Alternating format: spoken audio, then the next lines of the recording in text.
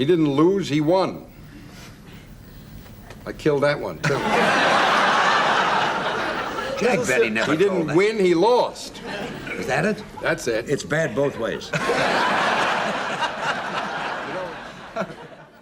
Walter Matthau and George Burns, in an interview from 1975, they were brought together for the film The Sunshine Boys, in which they played a showbiz double act reunited for a valedictory performance. It was inspired casting. Matthau reasserted his claim to be Hollywood's best character actor. Burns, after being ignored by Hollywood for more than 30 years, making a triumphant return to the screen. Aged 79, he won an Oscar and was a bigger star than he'd ever been before. He died 2 years ago, having lived to be 100. Now, if ever an interview illustrated the fact that doing a talk show is better than working, it was this, a reminder of two talented and funny men having a very good time. Movie acting is supposed to be something in which you're hiding from the audience. You're saying, I'm talking to you.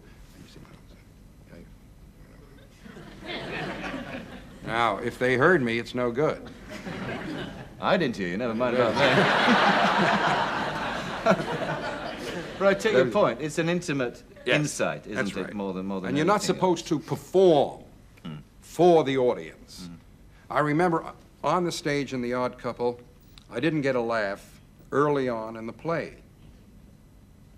And so, in a very peevish mood, I turned my back to the audience and said all the lines as rapidly as I could. I got letters from people that said it was the finest comedy performance they had ever seen. Do you feel unhappy about being an actor who somehow is excluded from doing the classical Shakespearean roles that they do because of accent? Yes. You do? Very much so. I'm very unhappy about it, because I think I would have made a good classical actor.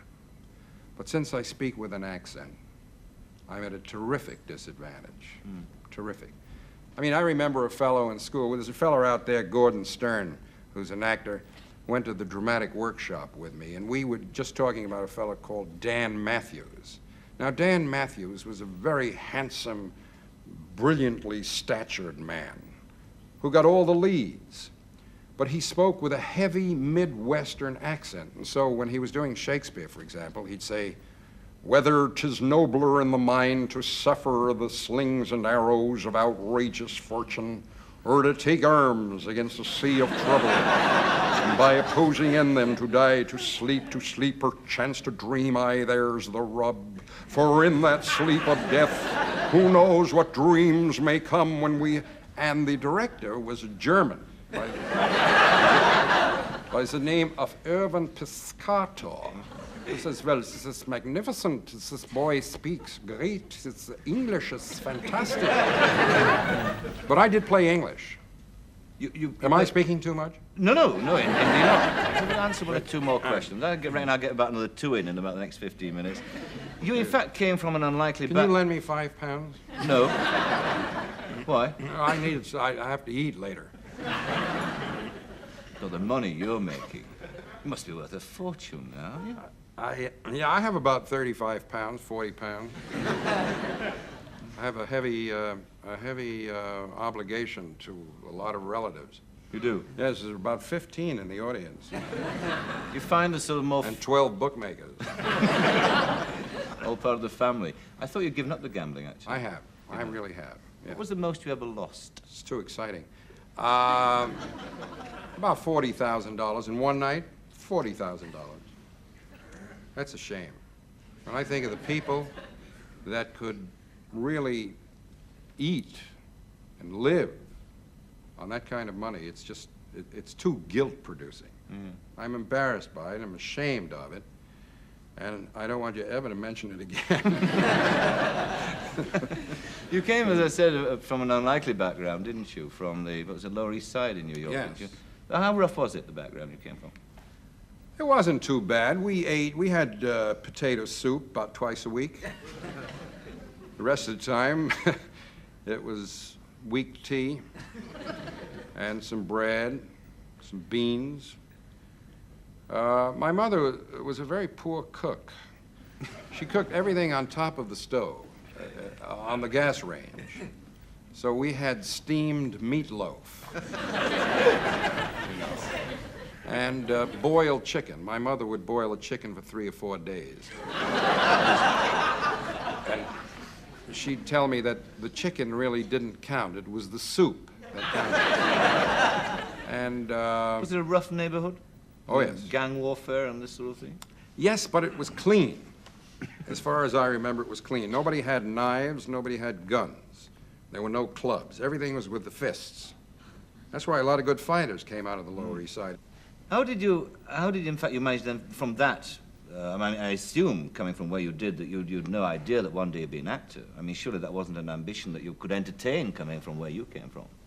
It wasn't consciously. I think there was something that germ genetically was there. Another thing I've noticed about you, too, in your acting, is the way that you use a walk as part of your characterization. And I remember once reading an interview with Sir Alec Guinness, who said that he couldn't get a part right until he got the walk right. Would I be right in assuming that you work something in a similar fashion? Very important, and very few actors use it. I remember a part I did, and I asked the director, a very fine director named Harold Klorman. He's also a critic. I asked him what he wanted in the role. He said, well, you're playing a very rich man. He's a billionaire. He's French. And so just walk fancy and talk English. So I thought that talking English would be easy. I'd simply do an exaggerated British accent, and it would sound as though I were translating from the French. You know, such as, I always take an instant dislike to anyone taller than I am, with the possible exception of Charles de Gaulle.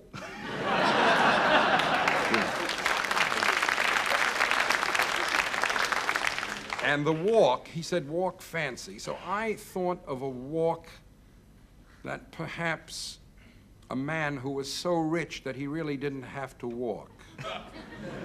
And so they carried him until he was 38. From one car to another and one school to another. And so I thought of the walk that my mother used when she had to go to the bathroom very badly. And she could barely contain it. And she had gotten out of the subway where we had spent a day on the beach at Coney Island, and she could barely make it to the house, to the flat. And so You should. she would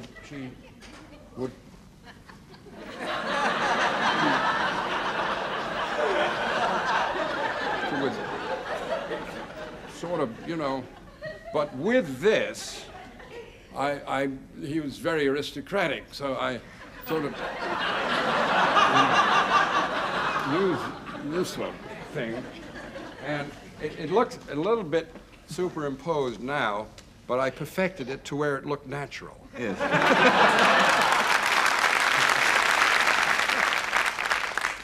I know it looks terrible now, but when you work it into a character and you forget about it, it seems to work, but you must have the guts to keep it up. Yes. You must have the nerve to stay with it, Yes. not to fall off. Yes. You say, oh my God, I'm doing badly, Yes. you know. Yes. In fact, in the latest film, The Sunshine Boys, you play an old man. You play this old music hall comedian. And again, you've got an entirely different walk for that man. Rather than you demonstrate it, let's have a look, in fact, because we've got a clip here of the sequence. It's the story of the breakup of two comedians, old comedians who come back, make a comeback, and this is where he comes to your house for the first reunion for rehearsal. I'm bringing a lawyer with me. From where? From New Jersey? You're lucky if a cow comes in with you. Against you in court, I could win with a cow. The finger? You're starting with the finger again? Are you crazy? Time you give me the finger, say goodbye to the finger. I'm crazy. I'm crazy. I'm crazy? Keep saying it until you believe it.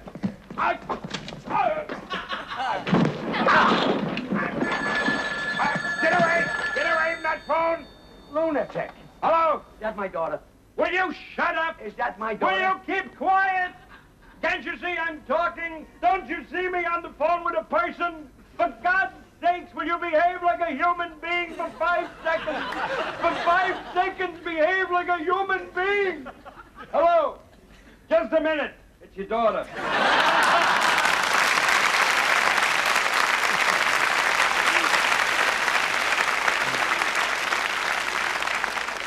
See what comes through in that film, actually, it happens all too rarely in movies, the sense that you enjoyed doing it. Would that be a fair assessment? Very much so. Yes. I thought the whole experience was totally delightful. Totally delightful. The man I was working with, of course, is a legend. And it was just a beautiful experience. It was warm, it was interesting, it was exciting. And you know, I got tired watching that scene.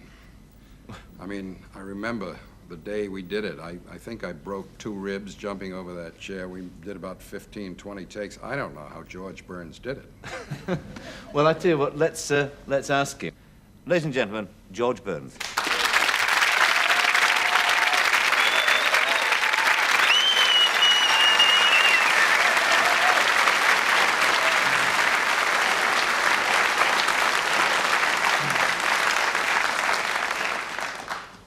That was some reception. Nice. Let me get this cigar into this holder. Did you feel That's naked? it. At my age, this is exciting.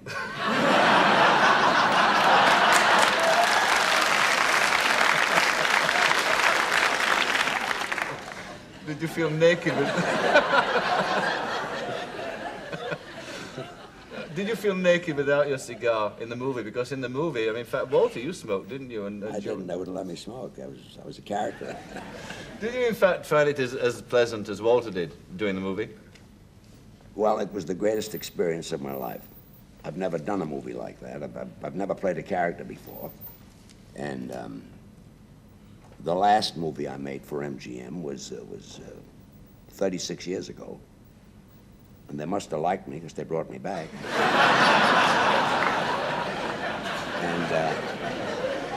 And the movie is a real good movie. And you had to be good in the movie because you're alongside of Walter, who's a great actor. And imagine doing a script by Neil Simon and getting money to do it. You've got these wonderful words that fit your mouth, and it's very easy to act anyway. Knock on the door and somebody says, "Come in," and if you walk in, you're a great actor. If you stay out in the hall, you're an idiot. So I went inside. I'm an actor. Told me to sit down, and I did. Is that the Told difference? me to stand up, and I did. How much of a relationship built up in the making of the movie? How much did you play off each other? I mean, I'd live with each other and this sort of thing. At all? Well, he did something to me. You want to tell it? We're doing a scene, and in the middle of the scene, for no rhyme or reason, there was a plate full of nuts on the table. And don't forget, this is my first picture as a character actor. First time my name wasn't George Burns, it was Al Lewis. And we're doing the scene, we're going along fine. And all of a sudden he says, "Would you like some nuts?"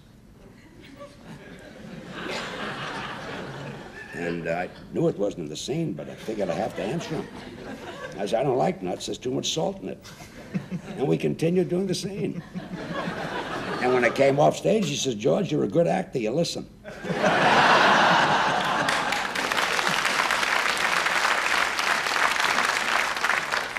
You worked up a little comedy act between yourselves, you know, the sort of, you know... Oh, no, we didn't have to, but he knows there are standard jokes. He knows all of them. If I give him a line, for example, he'll answer it correctly. Let me see, I'll make up a line. Is there one missing? Wait a minute. That's very good. I was going to... Let's try it. That's very good. Oh, dear. Let's try it again.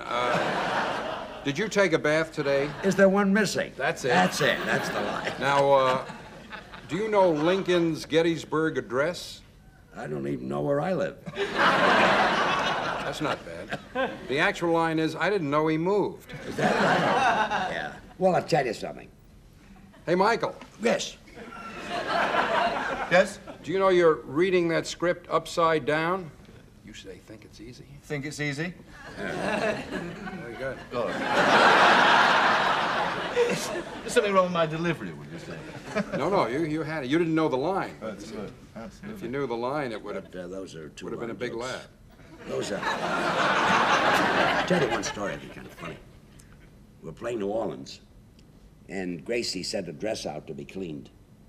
And she paid $400 for the dress, which was a lot of money because we were only getting $400 as a team. Now, out of the $200 that she got, she paid 10% commission. She paid her railroad fares, her hotel bills. So $400 for a dress was a lot of money. And she sent it to the cleaners, and they ruined the dress. And she wanted the $400, and they wouldn't give her $400. They said they'd give her $50. Well, anyway, one joke was, I said to Gracie, a funny thing happened to my mother in Cleveland. And she says, I thought you were born in Buffalo. That was the joke. So I said to the muser, I said, stop. And I said, a funny thing happened to my mother in Cleveland. And Gracie walked down to the footlights, and she says, ladies and gentlemen, she says, don't send your clothes to the chiffon cleaners. I just sent them my dress, a $400 dress, and they ruined it. And she says, the reason I'm telling you this is that I'm leaving New Orleans, and you people have to stay here. So take my advice, and don't ever send those people anything to clean, because they're not capable, they're not nice, she says, and they're bad people to work with. And then she came back and she said, I thought you were born in Buffalo. You were, of course, I mean, you're the straight man in that relationship, weren't you? Well, it was very easy to do straight for Gracie because I had to do nothing. I said to Gracie, how's your brother? And she talked for 38 years. How young, in fact, were you, George, when you first started in show business? I was 7 years old. I sang with 4 kids, the Pee Wee Quartet. And we sang and passed the hat around and sang on ferry boats and saloons and in yards and amateur nights. And on the Staten Island ferry boats, if they didn't like you, they'd throw you off the boat, fall in the water. I was able to sing with a mouthful of water. And then I did all kinds of acts. I did a skating act. I did a ballroom dancing act. I worked with a seal. I worked with a dog. What was a seal? How do you work with a seal? Well, the seal wasn't really my act. I was living in a little boarding house on 45th Street, and this man was living there. His name was Captain Betts, he called himself. Captain Betts and Flipper. He worked with the seal. And he was booked into the theater, the Dewey Theater on 14th Street. And he got sick, and they asked me to take his place. And I told him, don't be silly. I says, Betts, I've never worked with the seal. I wouldn't know what to do. He says, you don't have to worry about it. The seal does the whole thing.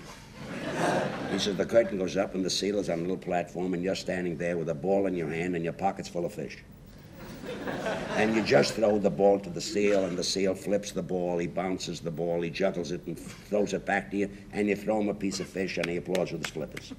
Now he does about 3 more tricks, and every time you throw him at the end of the trick, you throw him a piece of fish and he applauds. And at the finish of the act, there's a rack of horns, and he goes in back of the horns and he blows into the horns and he plays Yankee Doodle. He says, at the finish of Yankee Doodle, he presses a lever and 2 American flags come up, and you throw him a piece of fish, and as he's applauding with his flippers, you're taking bows, and the curtain comes down. And I opened at the Dewey Theater and got away with it. But that night I had a date with a very pretty girl who was also in show business. And I was afraid to meet her. I was ashamed to meet her because when you do 4 shows a day with your pockets full of fish, you don't smell too good. But I met her, and she never noticed it because she was doing an act with Fink's Mules.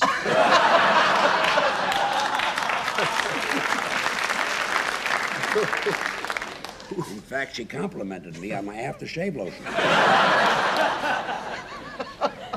I don't believe a word of that story. Well, it's true. Would I know a name like Captain Betts? It wasn't true. How long did that last? I smelled for about a year. After that, I couldn't get rid of that fishy smell. What other kind of similar sort of silly acts did you do?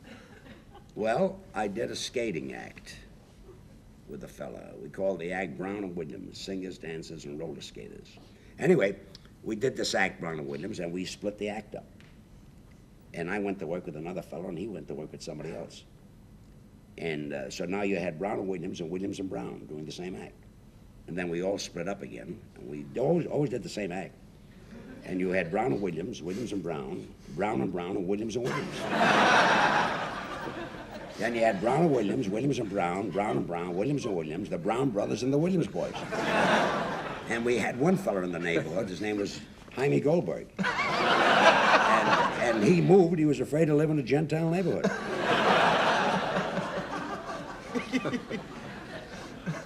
How competitive was it in those days when you were touring around with your acts? I mean, was there much pinching of material and this sort of thing?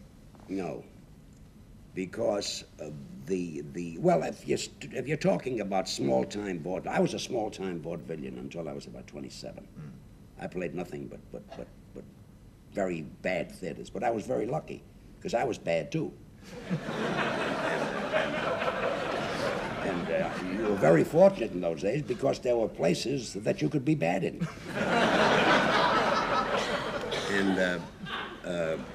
But then when you played good vaudeville, you would take your act and you'd register your act with the Pat Casey office. And if anybody stole a joke, you'd write to Pat Casey, and he'd look at the act, and he'd look at your act, and he'd say the joke belongs to so-and-so. Funny story about a joke. I'll show you how important a joke was. We were playing the Palace Theater, and we were doing a joke about Hepplewhite or something. Gracie's brother went out hunting, and he took out 4 dogs, and then the next day took out 4 more dogs. And then I says, well, what did he do with the dogs that he took out the day before? Gracie says he shot them. I says, he shoots dogs? She says, he aims for the birds, but it's a bad shot. Well, anyway, so Joe Frisco, it was a very good act. He gave us a joke, and the joke was, this is a very old joke now, but I'm going back about 45, 50 years. And the joke is the Hepplewhite is a bird that flies backwards because it's not interested in where it's going, it's interested in where it's been. That was the joke. And that was a very, very big joke for us. It was a very big laugh. And we got a phone call from Fred Allen saying that joke was registered with the Pat Casey office. That was his joke. And by that time, we couldn't take that joke out because the whole routine would go right out in the street. I offered him $400 for that one joke. That's how important that joke was, and he wouldn't sell it. So I called up John P. Medbury, who was a great writer in California. He used to write for us a little bit. And I told him my problem. I says, this bird flies backwards. It's not interested in where it's going, it's interested in where it's been. And Medbury, without even waiting a second, said, George, have the bird fly upside down.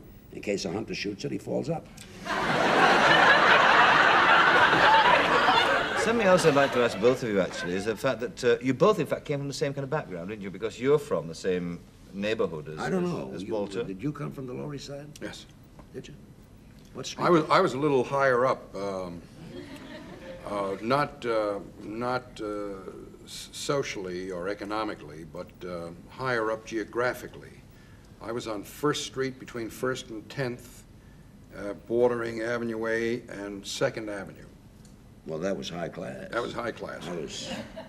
I was way down. You had steak once a month. We had sauce and chipped wood. We had nothing. My mother used to have a pot on the stove. Whenever we brought home, she'd throw in the pot. We once killed a rat and cooked it. Really? Yeah. Barbecued rat is delicious. Really? Is that Yeah. true? How many were you from a big family? Two boys and my mother. Well, then you had a lot of rat. 2 people. We had to divide the rat between 12. Very small piece of rat. Well, it is extraordinary to think of the two of you coming from, I mean, becoming what you are from that extraordinary background. You ever have braised rat? Never. Terrible. Sounds delicious. The basic premise of the movie, of course, is that the double act who got there and performed for 43 years and 11,000 performances don't, in fact, get on well backstage. In your experience, is that true to life, that double acts don't get on with each other off the stage? Well, that wasn't true with Gracie and myself. No. Because we were a double act, too. I imagine that would be true with acts where the talent was divided evenly. And one would get a good notice and one would get a bad notice, and they'd have some arguments. But I never had that problem with Gracie, because I never got a good notice. I knew what to do off the stage, but I couldn't do it on. Yes. And I thought of it, and Gracie was able to do it. Then when Gracie retired, I went into show business, because I was retired while I worked with Gracie. It probably then the message is that you have a better relationship with your partner on stage if you sort of sleep with her off stage. True. Yeah. Not only slept with Gracie, I ate with Gracie, I worked with Gracie. I was with Gracie for 38 years. Yeah. Got along just great. Because we were not, Gracie didn't marry me because I was a great lover. She married me for laughs. I got more laughs in bed with Gracie than I did when I played Lost Boys.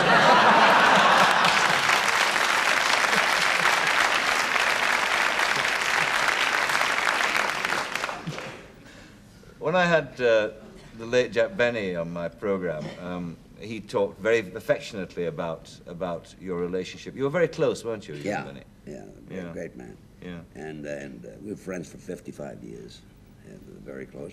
And I always loved to make Jack Benny laugh because I loved to hear him laugh, and he was a delight when he laughed. When Jack Benny didn't laugh, he used to collapse. When Jack Benny laughed in a restaurant, the whole restaurant laughed. And he was very easy to make laugh, providing you didn't tell him any jokes. It was little things that made him laugh, little nothings. Like, well, we'd sit down at the table. I said, Jack, would you like some salt? No, that's not funny here, is it? Big laugh from Jack Benny. And I didn't have to make him laugh. He made himself laugh. I'd sit with him, and all of a sudden he'd look at me and laugh. I'd say, Jack, what are you laughing at? I'm not doing anything funny. He says, yeah, but you're not doing it on purpose. There I was a big comedian again. I walked into the lobby into the Hillcrest Country Club, and I got a very bad memory. So this man passed, and he says, hello, George. And I says, hello, kid. I call everybody kid, and he came over to me. He says, you and I have been members of the same club now for 35 years, and you keep calling me kid. You don't remember my name, do you? I says, I don't, huh? I said, Jack, tell him his name. That was the end of Jack Benny. How do you rate him, George, as a performer, as a comedian? A quiet riot. He was absolutely marvelous. He did something in Vegas that I was there when it happened. This was the opening of his act. He came out on the stage, and he stood there. He never said a word. He just looked at the audience. And he kept looking. And then he folded his arms. And he kept looking. And he touched his face. And they laughed. And then at the finish, he says, what the hell are you laughing at? It's a very good question. Very, very few people can do that. Did you ever see the thing that Benny did on television? His screen personality was very stingy. And one day a man came out and said, took out a gun and said, your money or your life? And he turned to the audience. And he stood there for about 5 minutes. And it was nothing but laughter. Yeah, right. Yeah. Nothing but laughter. Yeah. And then the man said, your money? He says, I'm thinking. I knew there was another. Yeah, there was another. And he didn't do it. See, I'm not a comedian. Wait a minute. As long as, and he didn't do it on television. Oh. He did it on radio. On radio, which is even funnier. That's right. Because that 5-minute pause on radio was frightening. See, on television, you could at least see him. But on radio, you just, there's this long pause. So when you tell it again, please tell it right. No wonder I didn't get any laughs. Yeah, he was It's like the guy says about Jones. He says, you know, Jones lost $100,000 in lumber last year. The other guy says, Jones exaggerates. It wasn't lumber, it was toothpicks. It wasn't 100,000, it was 18,000. He didn't lose, he won. I killed that one, too. Jack Benny never He told didn't that. win, he lost. Is that it? That's it. It's bad both ways. You know, It's a good thing. It's a good You thing. should do an act together. It's I a mean, good for thing real. I don't have to make a living telling jokes. He'd be absolutely marvelous. I cannot tell a joke. He'd be a can't great, tell jokes. I've great. screwed up every joke I've ever tried to tell. Well, because you're doing it ad lib. But if you knew the words.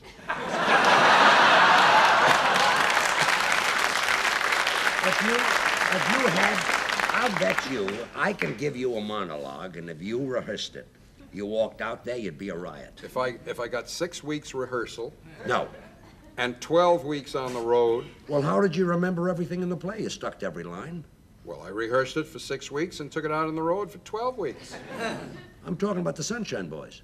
That didn't go on I the road. studied it for a year before I got that job. A year. Well, then I'll give you a monologue. You'll study for 6 months and you'll do it. I'll say the wrong lines. No, you won't. No. I need more than 6 months. Because I think any great actor would be a great comedian because you believe it. But isn't there something, though, it's something that separates the actor, no matter how great, from the comedian, and that's the delivery, the timing? Isn't there something in essence of the delivery of a line which makes it funny? I think timing is a fallacy. I mean, think so? Everybody says timing, timing. What is timing? Timing is if you've got bad ears, it's bad timing. The timing is this: you tell a joke, and if they laugh, you don't say anything. And when they're through laughing, you talk again. That's timing. Now, if you're going to talk while they're laughing, it's bad timing. What? He doesn't know about timing. What do He I doesn't know? know how to explain timing. No. He simply is a master at it. That's No. right. Absolutely. Like when I came in and I did the Sunshine Boys. I read the script and the words seemed that that's the way I should read it, and that's the way I read it. Yes. One thing that we didn't hear you do in Sunshine Boys is sing. And that's been part of your act for a long, long time. The first- I love to sing. You do love to I'm crazy sing. about singing, and the thing that the audience don't like my singing, but I like it. I like it. I don't care whether they like it or not. I love to sing, and I always sing. And I'm not like Tony Bennett or Sinatra. You know, they need a finish, because when they exit, they need applause for the audience to bring them back. But I don't exit. We don't. Can you sing as well, Walter? Yes. Can he? Yes, he can. He can Can he? sing. What does he sing? Oh, how I hate to get up in the morning. Sing that, Walter. Oh, how I hate to get up in the morning. Oh, how I'd love to remain in bed. For the hardest blow of all is to hear the bugler call. You gotta get up, you gotta get up, you gotta get up this morning. Someday I'm going to murder the bugler. Someday you're going to find him dead. I'll amputate his reveille and step upon it heavily and spend the rest of my life in bed.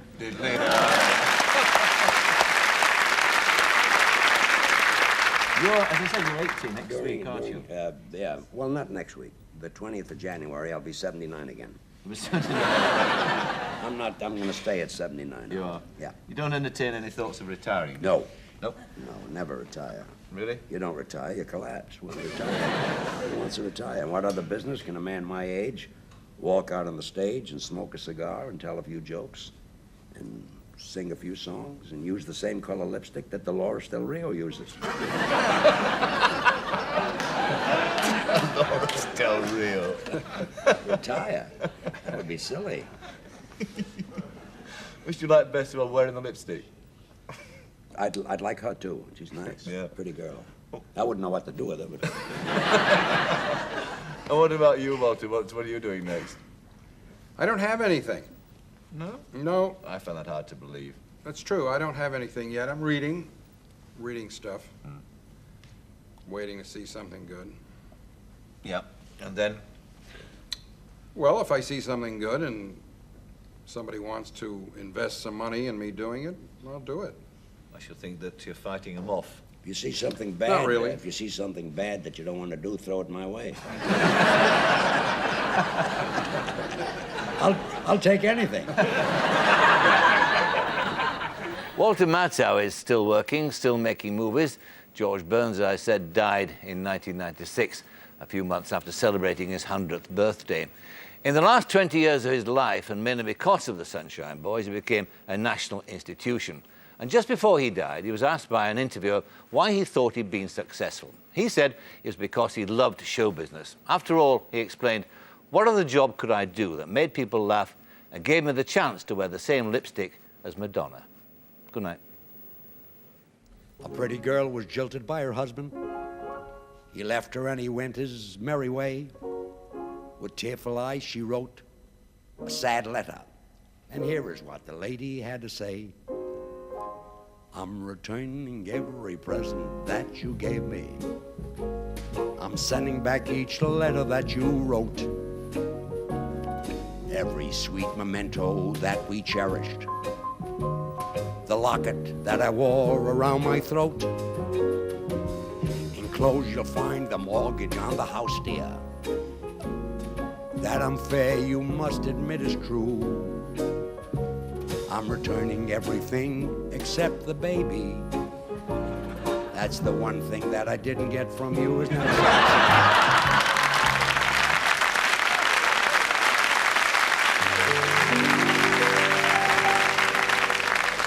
One more song, a cute song. I guess I'll take the train back home. There's no more sights here left for me to see. I've wined and dined and gazed on bill of fares till mother's homemade pies look good to me. San Francisco is a grand old place.